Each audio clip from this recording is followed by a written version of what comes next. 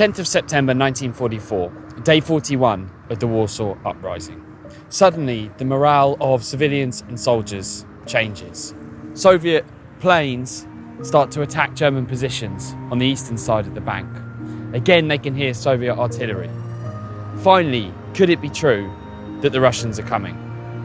Colonel Filip Staszewski reports that everything changes when the feeling that the Soviets could finally appear and cross this river and come to the aid of the Polish armed fighters.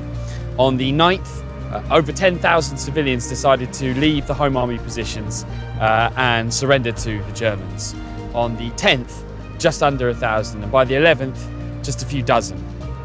The Poles are going to fight. They're going to fight on because they believe they can still be saved. Added to which, this night, 20 Allied bombers take off to drop supplies to the beleaguered Polish fighters. 5 of them are Polish, 12 of them are British, and 3 of them are South African. Only 12 of them actually make it here to Warsaw, and when you get to Warsaw, it's not really hard to find the city because it was enveloped in flames and explosions.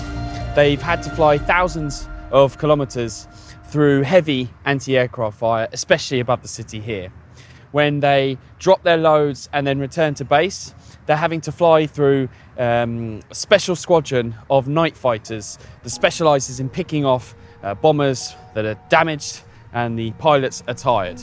Of the 20 that take off on this day, 5 are lost.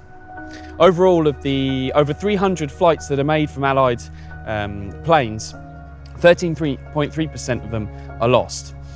This compares, for example, to the Nuremberg raids, which were often said to be the RAF's darkest hour, where losses run at 11.8%. Stalin has deliberately ordered the First Polish Army, led by Zygmunt Berling, to be the ones that are going to approach Warsaw's eastern bank and then cross over the river. And he did this as part of a campaign of misinformation to the Allies, because then he could always claim that indeed the Poles did liberate themselves. The fact that many of the soldiers in this First Polish Army had been press-ganged into service when Soviet Russia occupied the eastern part of Poland in the Nazi-German Pact was an inconvenient fact that the West would have to choose to ignore, along with, for example, the murder of thousands of Polish officers at Katyn in 1940.